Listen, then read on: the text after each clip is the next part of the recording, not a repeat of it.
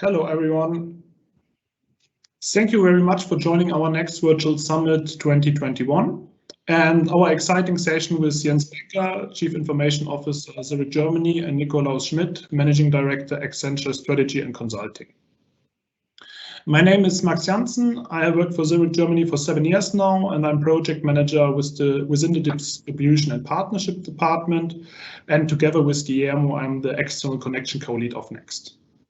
Our next virtual summit will take place from 15 to 19 November 2021. And we are joined by several change makers, senior leaders, entrepreneurs, and Zurich speakers.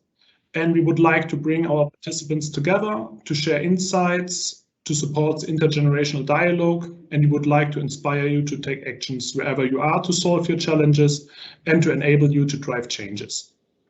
Our agenda for the week deals with next related topics like next generation of work, next generation of climate and earth, and next generation of society and social innovation.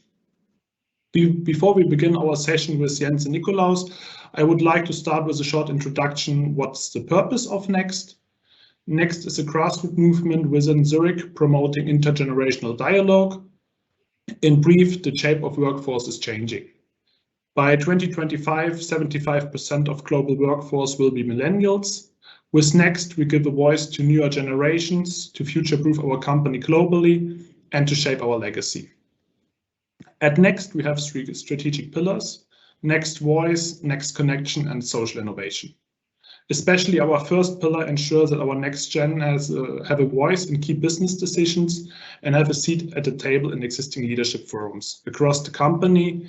And we have also set up a cross mentoring program to engage different generations to learn from each other.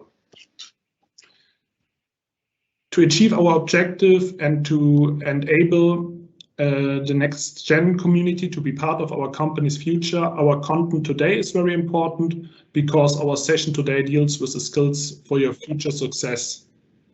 And now I would like to hand over to Jens to start with the presentation. Sure. Hi, everybody. Nice to talk to you. So thanks for joining this session. And I think Nikolaus and myself, we prepared something for you. And we will directly jump into the topic. So within the next 60 minutes, we will talk about changing customer experiences. So the world is changing. You all know we are in this VUCA world. So the market environments are changing and consequences for our jobs. So the experience or the expectations from you for your future job and your future career, those are changing too. And we want to discuss with you what we would expect from you to prepare for your future career.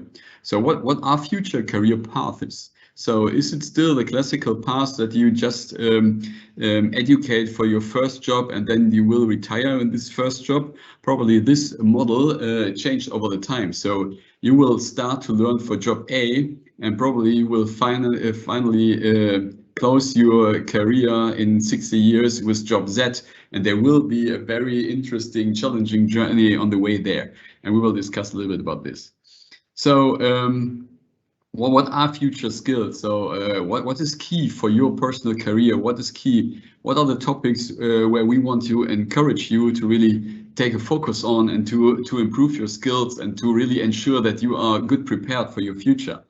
And for sure, this shouldn't only be a front discussion, but also some kind of dialogue session. So let's try to have some questions and answers some questions in the chat.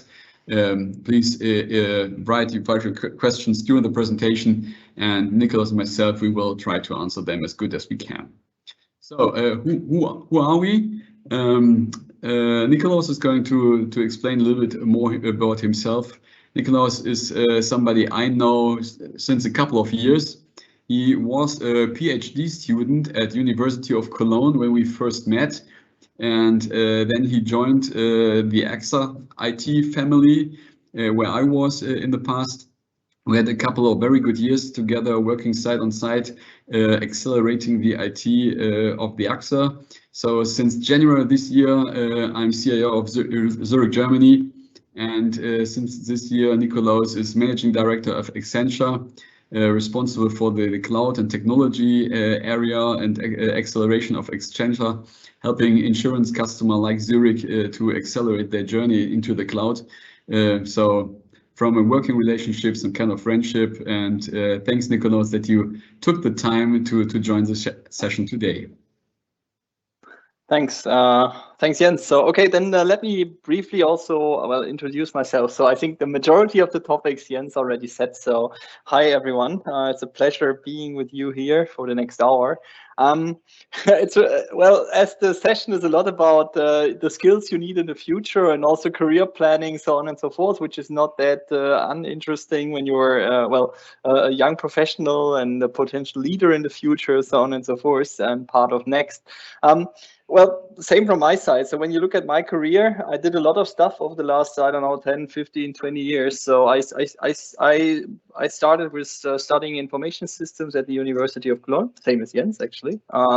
So I did my diploma, so now master's. So I did my diploma there, and after, or during my studies, I already studied abroad for some time in India. I lived in India around for a year. Did a large internship or a 6-month internship with Daimler, Chrysler, and IBM in Stuttgart. After the studies, I joined IBM, worked a lot abroad, also another year in India, a year in the Philippines, doing large-scale outsourcing projects. Afterwards, after 4 years with IBM, I joined Accenture. I stayed in Accenture for around 8 years with a 2.5-year break in between for doing my PhD, as well as a 6 or now 8 months paternity leave for my first kid. After 8 years at Accenture, doing a lot of strategy work and outsourcing and so on and so forth, and also cloud, I joined AXA. Last 3 years, I was responsible for the IT infrastructure at AXA in Germany as part of AXA Group Operations, so central IT department.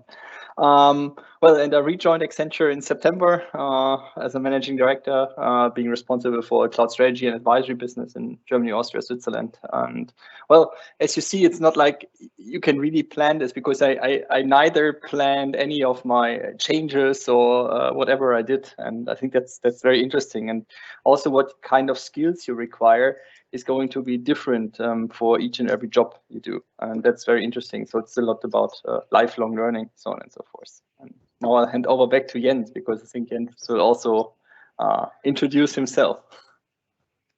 Yeah, and please consider, so you just heard an awesome journey, Philippines, India, IBM, Accenture, AXA, etc. And I think, Nikolaus, you're still 38, 36, 38? 39, I just turned 39. Ah, okay, but still a lot ongoing in a very short career, but still a lot of movement, showing that you have to be very active and identify the chances in your career and be brave to take them. But we will come to that later on. So my career is quite boring compared to that. So I started with University of Cologne with a diploma in business information systems, or Wirtschaftsinformatik in German. I went into KPMG IT advisory in Frankfurt in the areas of asset management firms, so investment companies to improve their business.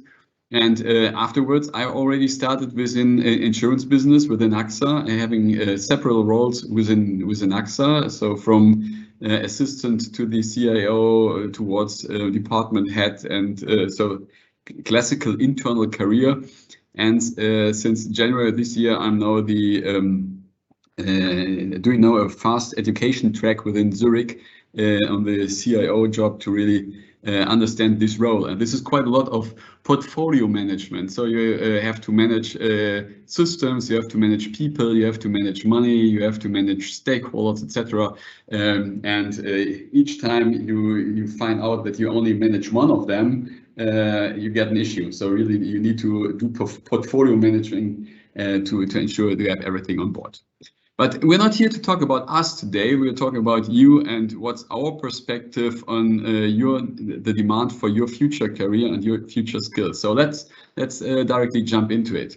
So as mentioned before, and probably you are some kind of bored of presentations starting with this first sentence. So the world is changing. So, but it is, and I think it's quite important to be aware of the frequency and the magnitude of the changes we're currently experiencing. So the political landscape is changing. the technical landscape is changing quite rapidly. So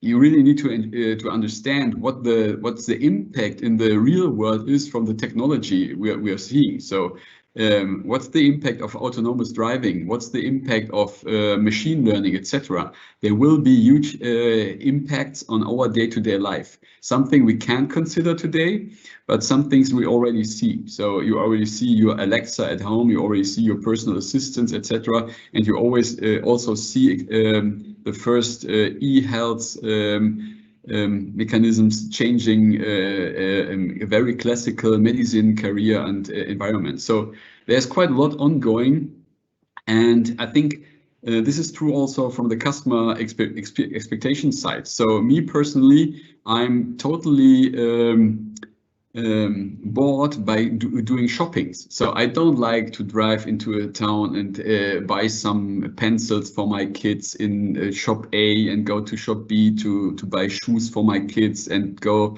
to buy a new jacket or whatever. So I'm really bored by this stuff. So I want to spend my time totally differently. And for sure, this is quite obvious. Online shopping is very, very convenient, and we are all doing that. And typically, you know, I don't choose the stuff I want to wear by myself, but I choose to get boxes by Zalando, having somebody else packing dresses and sending them to me. So this is probably some business. This wasn't available 5 years ago, but now it's there and it's quite convenient. And all of our customer expectations are really rapidly changing. And you see this that within the COVID environment, this is even changing further, so that also the older people like your parents or my parents, they are now more and more online affine, and they're really using those online services, and they get used to them, and they will never ever go back to the services they used before. So times are changing. And maybe Nikolaus can explain this from a technical perspective even better than me. And I would like to hand over to him. But you see here on this Gartner hype cycle that there's a lot ongoing, and there are quite a couple of services available, which are really already working. So artificial intelligence is already there, it's already working, it's already doing some good job, and it's even accelerating. So there will be a huge demand in future. Cloud and edge computing is already there, and it's an enabler for the next innovation. So having unlimited compute power at a fingertip for very low money is quite really a huge accelerator for new business coming into your existing business and disrupting the world you have. Maybe Nikolaus, you want to explain that a little bit further? Yeah, same here. So that's exactly it exactly shows how well or what is going to drive your career in the future. So as you see, and the Gartner hype cycle is just one example. There are tons and tons of new technologies coming down the road. So, and this is updated normally, I think, on a bi-yearly basis or something, or every 6 months potentially. I don't know. And it really shows like, okay, where are we now, and what's going to be the stuff which is driving us? So from the skills we require, and also from our career perspective over the next years. So currently, the focus is in industry, especially insurance, banking, is a lot on cloud. So using cloud for business innovation, using cloud for becoming cheaper in terms of IT infrastructure, so on and so forth. Most probably, I won't retire as the cloud strategy and advisory lead for ASG in Accenture over the next year. So most probably, this is going to be what I'll do for the next, I don't know, 5 years potentially, and then it's going to be something else. So potentially, it's quantum computing or something else. I think I'm not intelligent enough to understand quantum computing, but potentially I'll find a job somewhere over there. But as you see, this is really changing a lot. It relates also a lot to what I did in the past. So a few years back, I was responsible for outsourcing and managing large-scale outsourcing deals at IBM. there are not that many large-scale outsourcing deals anymore due to cloud, due to other kind of technologies. And what I did over there a few years back, it's not existent anymore. So most probably that job will also not be there anymore. So, and that shows like, okay, how also your skills are required and are changing over time to cope with the new technologies and new topics coming up on the market. Absolutely. So I think this sums exactly up to our key learning number one. Key learning number one is you're never done with learning. And I was responsible for the cloud journey within AXA, and I'm now responsible for the cloud journey within Zurich. And when I dropped out of university in the year of 2003, sorry, we didn't really discuss a lot about cloud. So this is totally new. So nothing I learned in my education, I didn't learn in university, but I had to learn together with Nikolaus on the job. So this is really something new. And there will come so many new topics and we don't see them yet. So there will be so much new. And if you want to have a challenging job and be on the forefront of innovation, you have to learn, and you have to be open, and you have to inform yourself and really ensure that you understand the new topics and that you can drive the new topics as well. So it's nothing you learned in university, it's nothing you learned within your first years of career, but it's about lifelong learning and really be curious about the things which will occur and which come up. So be quite open to understand them. Don't say, oh, 5G, what's that? That's kind of a new data delivery for my cell phone. I get better bandwidth, etc. No, 5G will totally change the world of IoT, of Internet of Things. So every sensor in the outside world will then be connected directly via a wireless network towards the internet and will be available and making data more and more available. And this will have some significant changes. So be quite interested in what these two what the 5 and the G, what that really means for you and for overall society. But let's move on. So what does that mean for organizations? Jens, there's also a question in the chat. I don't know if you see this, but there's one question in the chat, and that's potentially interesting also to answer it now. So based on your professional background, how do you see the evolution of the CIO and CTO role, as well as the emerging CDO role nowadays? Which skills are necessary for people in this role for the future, and what will change?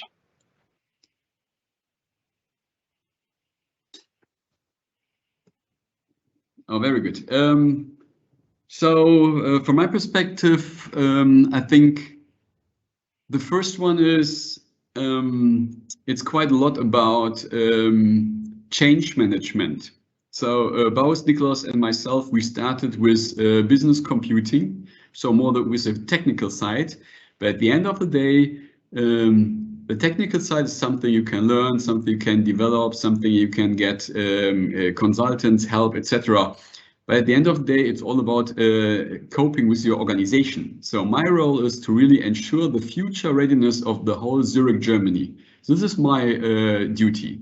And I have a department with 400 people working within the IT department. I really have to ensure that they understand the future challenges and that they move and prepare themselves for the future.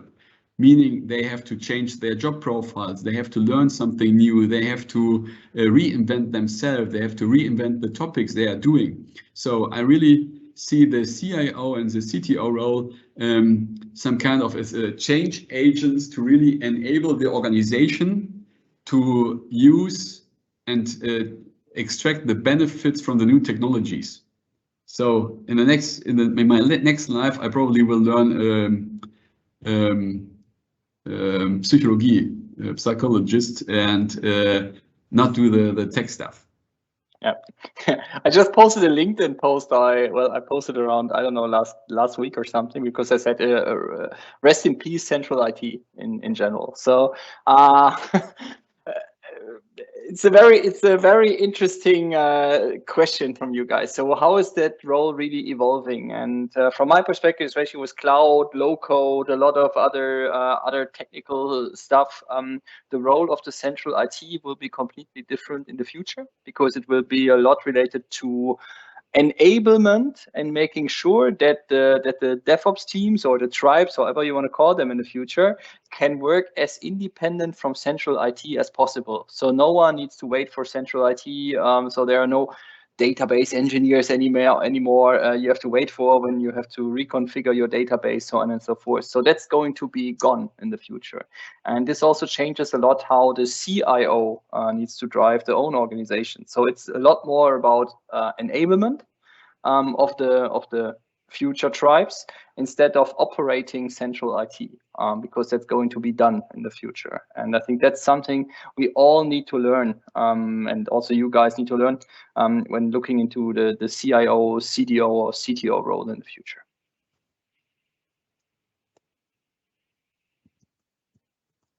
Absolutely. So, Jens, you want to go ahead? Sorry, yeah.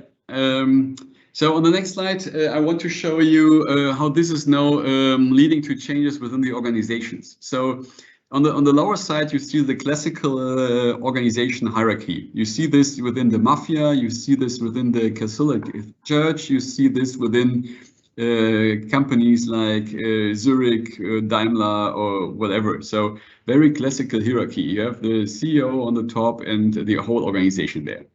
But when you look who's talking with whom, you see the picture on the left-hand side. So this informational structure. So who's going to talk to whom, who's going to sleep with whom, who's going to drink with whom, etc. So there's quite a lot of informal structure and informal influence, and well, even careers are discussed, etc. So this is quite important to monitor and understand who has some connection with whom. When you look on the right-hand side, it's the question of where is the value creation, and the value creation is not anymore within the formal structure and the formal hierarchy. The value creation is more within temporary teams which come together, which bring all the skills they need together, which then deliver something, and they will maybe disappear afterwards. So this is quite a lot of movement. So what we are saying here, and this I think is a very good picture of a guy called Niels Flagging, who wrote a lot of books about this agile methodology and how organizations are changing. He's saying that this classical formal structure is really stepping in the background. So it's not urgent anymore or important anymore to become a hierarchically leader, but it's quite important to have some informal influence and informal structure and have reputation to perform jobs and to really create value. And I think this is the second learning. I do want to encourage you. It's not only about the classical formal hierarchy. So don't only focus on becoming the next department head, but really ensure that you are part of value creation and that you can deliver something. And from my personal perspective, I really think that this is where it really makes fun. So me personally, I'm really not motivated by money. I'm motivated by value creation. I want to do something. It's still some kind of gambling or playing around. I really want to do something, to do a project, and to be satisfied by the results, to see that something is created. And so second key learning of today's presentation is really don't focus on formal structure, don't want to become a department head for the department head in itself, but really try to focus on value creation and find your role in your organization where you can really bring power and make a difference.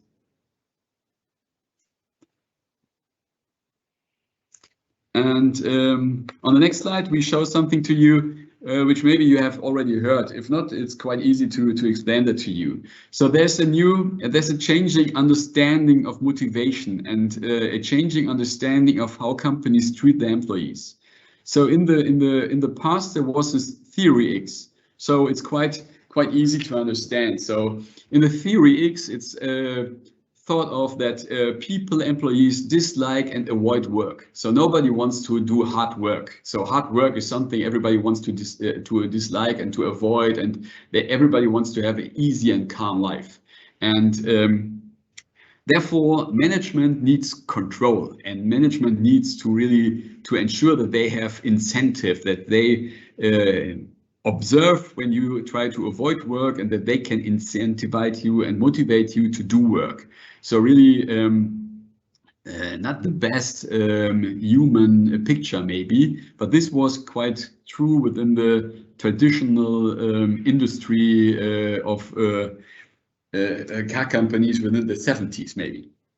So in the middle, the theory X, it's something quite changing, a different view. So work is some kind of natural. Work is there, and we want to do work, and we are searching and we're seeking for work. And our motivation is more self-direction, is self-control. We want to do something by our own. So, and I think this is quite important to understand, that companies don't anymore want to control their employees, or at least from my perspective, they should avoid to control the employees, but they really should try to start to trust the employees. So I want to trust my employees. I want to empower my employees. I want to see that my employees are self-driven. I discussed today with my team meeting, within my management team, that by next year there won't be any top-down targets anymore, but only bottom-up targets by the team. Ask the teams what do they set as targets for themselves, because they know what needs to be done, and they are really self-motivated and self-driven. So this is a change in our governance. Maybe Nikolaus, you have some kind of experience something like this as well. It's very difficult, actually. It's very difficult. We always have to keep in mind that potentially we need more than one theory in the end in the organization, because our workforce is kind of diverse. Well, especially in, let's say, long-term established organizations like Zurich. You have people, you have older people, you have younger people. So you have people from generation X, Y, Z, whatever, however you want to call it.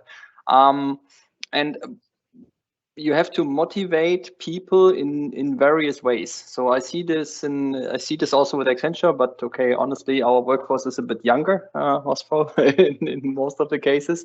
But you can still see that people from older generations, so Generation X or something, their motivation and how they really want to work is completely different to how the younger generation is actually working. And also, explaining this to the different kind of people is not that simple. And that's also something we all of us need to take into account. You don't need one management style, and also the whole company doesn't need one culture. It's always a mixture of different working styles, leadership styles, depending on the situation, depending on the people you work with. And that's actually a challenge. And I see this on a daily basis, because with my younger colleagues, it's completely different than with the older colleagues in our organization. Okay, from my perspective, this comes to key learning number 3. I want you to be empowered and feel empowered. So when I hire people, I want to see really personalities. I want to see somebody who's bringing their brains with them. I don't want to hire hands. I want to hire brains. So come to us, and when you onboard, I don't want you to place your brain at the entrance desk, but really bring it to your desk and work with it. And yeah, I want to see as much of you as possible, and bring your own targets with you and try to fulfill them, but not only wait for somebody in the hierarchy to explain you what to do. But this, from my perspective, won't work in future anymore. Yeah, right. And always be authentic. When you want to, that relates a lot to what Jens just said. You always have to be authentic in whatever you do. Yeah. So then something, if you move on, here on this page, you see that new methodologies like the Agile understanding now raises a huge demand for new Agile job profiles, which are quite new to companies, especially it's kind of new to a company like Zurich. Maybe they are a little bit less new to a company like Accenture. Maybe they are already since 5 years they're available, but we need product owners. So somebody who has really a product vision, somebody who is able to discuss with stakeholders. We need Scrum Masters and release train engineers. So this is a role really helping the peoples within the trains, identifying impediments, understanding team dynamics, helping the team to overcome issues, etc. So really to take some kind of responsibility for the output and for the performance of a team. So we still need people who are interested in business understanding. So here the role of the business analyst to really understand what does the business need and to be able to write down stories which the IT then can implement. For sure, we need developer. So this is something which already was quoted, I think 15 years ago. So with the increasing digitalization, we also need people who are able to digitalize processes. So developers are important. I don't want to read all the lines which are staying here, but I think it's quite important to understand that there are really quite a lot of diverse jobs which haven't been there 5 years ago, jobs which are new. And when I look at my organization, I want to see people be brave and open to take one of the new roles and try to experience those new roles. So please see those new roles as new chances for yourself, chances for reinventing yourself, chances to learn new skills and to try to experience such a role. So maybe you want to try out or test a business analyst role, and after 6-9 months you notice, nah, it's not the perfect role. I think I want to develop further towards a Scrum Master. So then that's the case. So don't feel stuck in your career. So if you try something and it doesn't feel right, then look, maybe you can improve something within the role. If not, then leave it and search for the role where you think you and your skills can bring more benefit. So Nikolaus, I think you already mentioned it, so maybe you want to repeat it here again. What's a career, and how far can you plan your career? For me, it's simple. You cannot plan it at all. I neither planned to do paternity leave for a longer time for 2 kids. I neither planned moving from IBM to Accenture in the beginning. Same when I was with Accenture for around, I don't know, 4 years doing my PhD. That was all by accident. I must admit. Same with AXA. When I just came back from when I was very happy with Accenture a few years back, working there for various banking clients, doing cloud projects over there. And I just came back from a trip to India for, I don't know, I was in India for around 2 weeks, and also in the US for a week. And I just came home to my wife.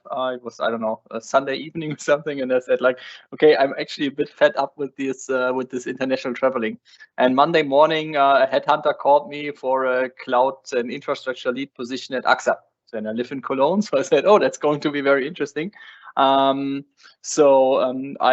I said to the headhunter, okay, will be interesting for me. And then 1 week later, I signed the contract with AXA.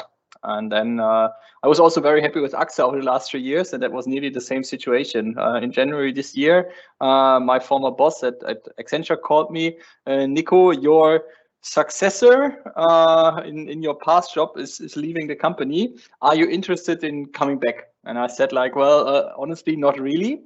But nearly, I don't know, 2 days later or something, in AXA, there was an announcement of a large reorganization in AXA Group operations. So, well, and my job was kind of jeopardized. And then I said like, okay, potentially it's now a good idea to move on and do something else.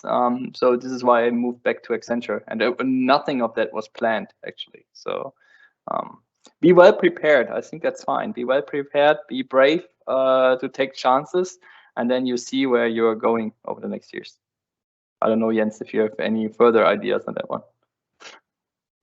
The key message, and we can conclude directly here, So key learning number 4 is be Arnold. So Arnold Schwarzenegger, I think he already dreamed big. So that's I think something we can learn as well. So dream big. Try to be really the most muscular guy in the class or in the country or in Europe or of the world. But I don't think that he was quite aware to become a governor of California and maybe one. I don't know whether he will become president of the United States, but really. Dream big, but then you can plan it. Try to understand chances. So try to really understand what might be a chance for yourself, and then be ready to move. So I think if there's a chance and you are taking too long to considering, whether it's a good one, can I go for this? Should I really dare to do something new? And my job is so comfortable in the moment. So then I think you don't end up as a governor of California. So if you are really brave, taking chances, understanding chances as such, then I think you will do some kind of career, and nobody can tell you upfront where it's heading to. So be Arnold, number 4. And Nikolaus, I think. Yeah, and number 5 is then potentially kind of easy. Don't be Superman anymore. I think in the past, to become a C-level person or make a career, you had to be Superman. You had to be good in everything and telling everyone how great you are, so on and so forth. And I think that's gone. Now it's related to teamwork. So you have to move on from Superman to Guardians of the Galaxy. I don't know if you know the movie, but these guys are friends and they have a lot of fun during their work. So it's more like being part of a cool team, working with the right people, finding the right people, and working as a team instead of being Superman. I know it's still not the case in each and every board. So I have a lot of discussions on board level on a day-to-day basis with different kind of organizations. And when you look at board members today, in a lot of organizations, it's still not a team. It's still, in many cases, a lot of political discussions, so on and so forth. But honestly, that's changing. It's changing a lot at the moment. So that's also something you see when new people are coming onto the board level, younger people with a different kind of behavior and mindset. So it's more moving away from the Superman image to the Guardians of the Galaxy image. And I especially like the Instagram post I put in here from Chris Hemsworth, so our Thor in the Marvel movies. And he said like that his son said once he wants to be Superman, and the answer of Chris Hemsworth was, lucky I have 2 other kids, and that's good. So don't be Superman anymore. Excellent. So now I lost my control. Yeah. Here I want to show you a short movie. So here it goes. Hopefully it goes.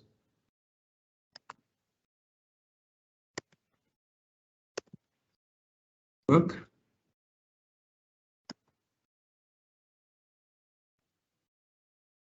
Maybe it just needs some seconds to load.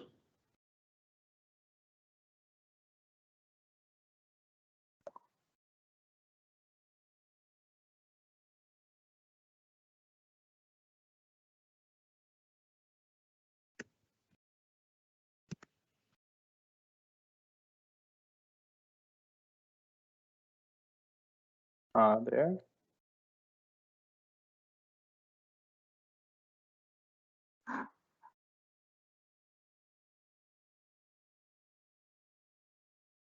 You aren't seeing anything, are you? Now there's a white screen.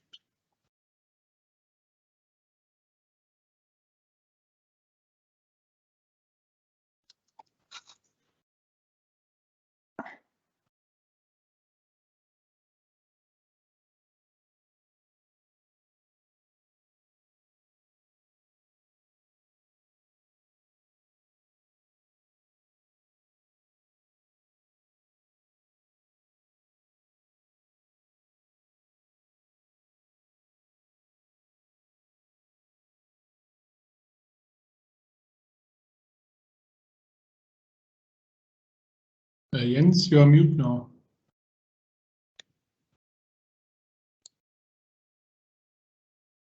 No, we cannot hear you anymore.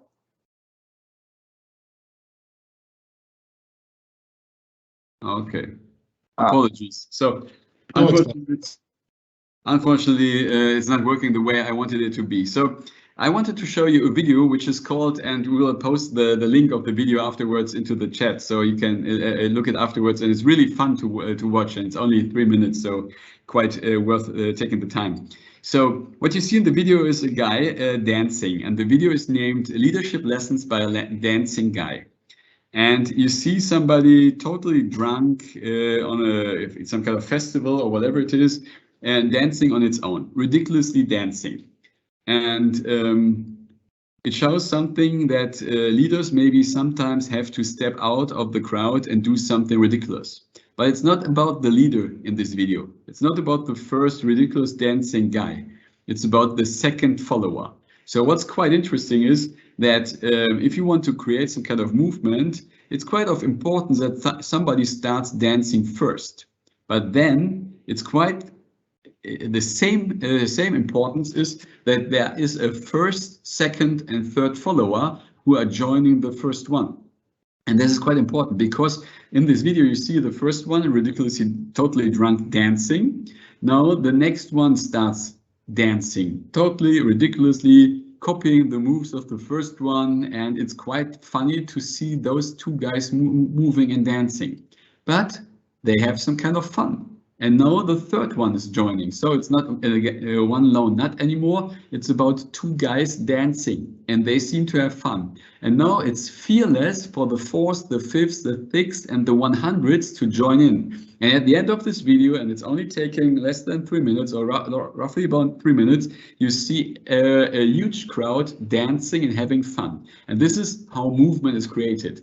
And what I want to tell you and explain you with this short video is to be brave and dare to be a first and second follower. So if you see something and you think, oh, this is quite interesting, dancing on this festival, then why don't you just join in? So don't be shy, don't be reluctant, don't be too comfortable in your or don't stick too much in your comfort zone, but maybe try it.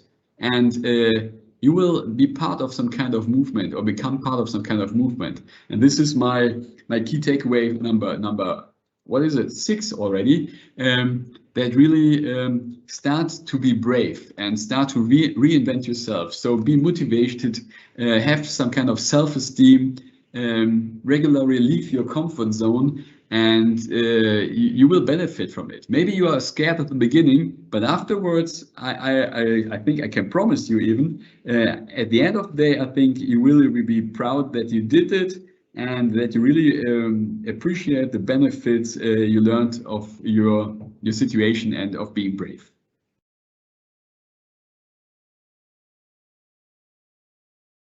So future skill requirements, and this is where it sums up a little bit. From my perspective, it's mostly about how you behave. So it's less what you learned in university or that you get the best grades in university, but I think, and from my personal experience, this is some kind of really encouraging, that it's more behavioral skills. So are you thinking end to end, or are you only stick to your plate or your positions, or are you really looking also what is the context? So what's the overall big picture? Are you considering this? Are you taking responsibility? Do you just doing your duty, only focused on your duty, or are you also looking on the whole picture? So taking responsibility for the whole one. Be some kind of intrapreneur. So an entrepreneur within your organization. Then the third one is something which is really less developed in classical organizations, really customer perspective. So bringing your personal experiences, your personal expectations from being a customer into the company. So we typically do a lot of stuff, a lot of stupid stuff only from an internal organization perspective, but not really from a customer perspective. And therefore, I encourage you, try to really change, change yourself, stick yourself in the shoes of the customer and look on the company's processes from the customer perspective. And the last one, making complex things simple. So we, especially we in Germany, we are quite good in making complex things even more complicated. Taking an easy topic, but explaining it the way nobody else will understand it, but you, and you are some kind of expert that only you can understand things. But I think it's not about being an expert in a complex topic, but where it's really about intelligence is to make complex things simple that everybody else can understand them. So what's your thinking, Nikolaus? Exactly the same. So that's how it is. Making things easy to understand, and always making sure that you have different viewpoints also taken into account. So looking at your personas, making sure that you think outside the box, that you take over customer perspective, stakeholder perspective. Jens just said it in the beginning, especially when you're on a C-level. It's a lot about portfolio management and also managing your different kind of stakeholders, and that's always important to also take the stakeholders' perspective. Take whatever kind of decision you do. That's something a lot of people ignore or forget on a regular basis.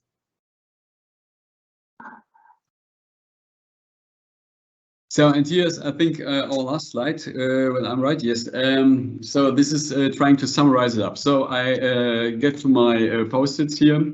So the first one we experienced, the first lessons learned of today's session was learned, right? Really to understand that lifelong learning is important. The job I'm doing today is not the job I learned from university. So maybe there are some things in university I can reuse for my job, but it's not really quite a lot of stuff of that. So today I should be some kind more of a psychologist. Unfortunately, I'm not, but I need to learn.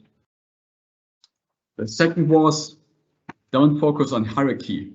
So really understand that classical organizations and classical hierarchy is really stepping back, and it's more about informal networks and informal value creation, and more about maybe projects, etc. So where really the value add of the business is.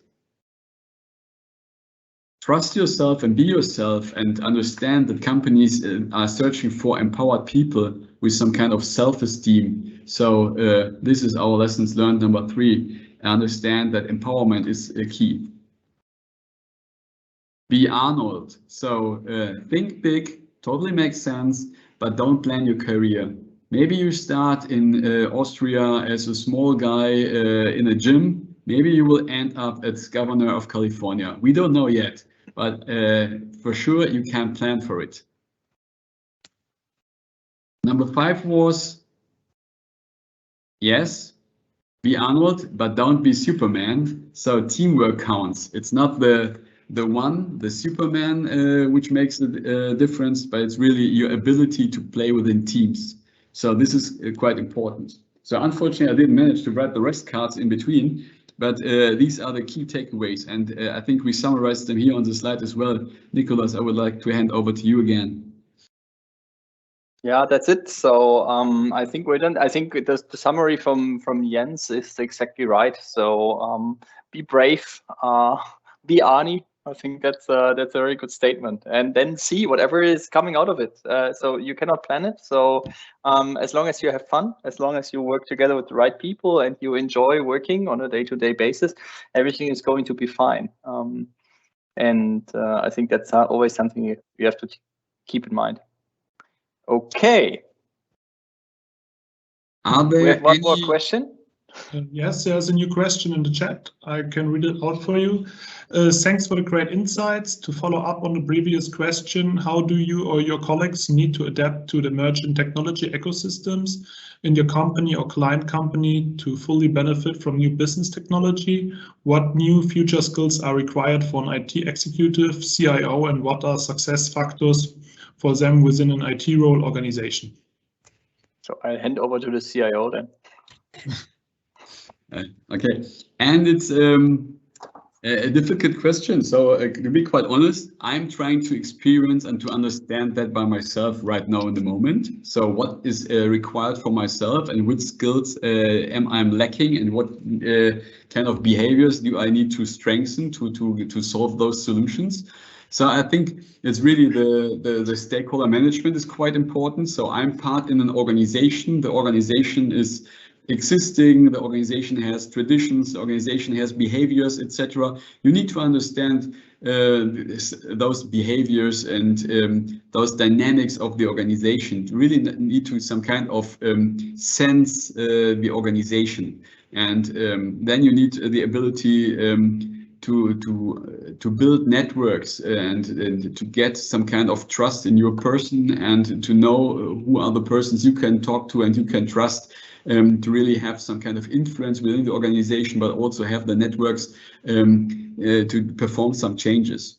So regarding the technology side, I think you really need to understand the technology for itself, but for sure the benefits and the potential of the technology for the organization.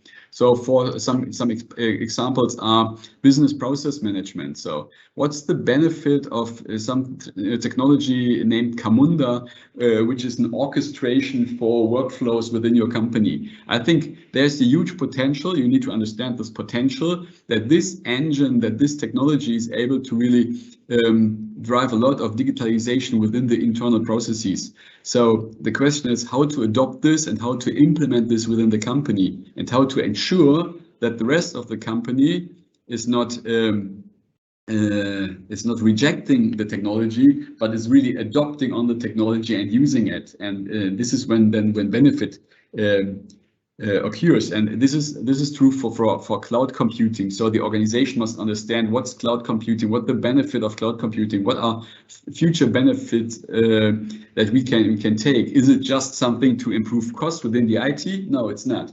Is it something only a new, more fancy technology for IT nerds? No, it's not. Is it something which helps the organization become more a 20/7 organization and have more compute power available at their fingertips? Yes, it is. And probably we don't know yet what the full big picture of benefits is it provides. So machine learning is key. Understand what's machine learning and how you can really implement the first business cases and use cases to adopt on machine learning. And there's quite a lot of new technologies, and the story is never ending. But really understand the technology and try to consider how we can adopt this and what's the use case and how to implement this within the organization, that the organization is really taking advantage out of it. Thank you, Jens. And I received a new message, but on my personal account, I will read it out. Imagine you do not have any IT background, but you would like to develop in a new role, or maybe your role requires technology background. What is the best way to gain new experience, especially in the IT context? It's important to study IT, or maybe there are other opportunities for it. Absolutely. So studying is for sure is one way. So in Germany, you have this dual education system. So studying is one path, but there's also the opportunity to go to school, Berufsschule, and in parallel to join the company and really gain very practical hands-on experience on the job within the company. So this is a very good way to do it. At the end of the day, there are so many ways. Nobody can tell you what's the best way for you personally. So this is depending on your personal learning, how you want to learn, how you would like to learn. So I think there's not the one size fits all solution. At the end of the day, you need to be quite curious. So you need to be motivated. So nobody will learn for you. You have to learn for yourself. So which is the way where you think this fits best for you. And if you have fun and if you are curious, then success will follow. That's exactly the way. So there's no one size fits all solution. So it depends on your personal circumstances. Do you really want to go back to university? Less money, whatever. Does this really work? So what's going to be your job, so on and so forth. So I rejoined university after, I don't know, around 8 years of working, doing my PhD for 2 years. That was a very good experience. I really enjoyed it. Does it really help you from a career perspective? No, not at all. So I think it would have been better to just stay in the company for another 2 years, so on and so forth. But for the personal development, that was very good. So, and this really always depends on what you want to do, what's your background, or what's your current living situation, and so on and so forth. There's another question on which are the main skills that anyone should develop for the future. So, well, agility is key. So understanding agile methodologies, DevOps, so on and so forth. And well, for sure, technical skills. I think in the future, there won't be any kind of innovation, new stuff without technology. So we'll all become tech-led organizations. Wherever you are going to be, it's going to be a tech-led organization in the future. And so technology is key. Absolutely, totally agree. Thank you. So in respect to time, Max, I think we will hand over to you, Wei. Yes. Thank you, Jens. Thank you, Nikolaus, for your time, but also for a very interesting presentation, and also that you share your insights with us and gave you some very important advices. Thank you all. Thank you also to the participants. And if you have any further questions, please let us know and we will send them to Jens and Nikolaus. And tomorrow we have further sessions on our next virtual summit. And therefore, I hope we will see us again on our next session. And thank you to Jens and Nikolaus. And now I will close the session. Thank you to all. Thanks for having us. Thanks, everyone.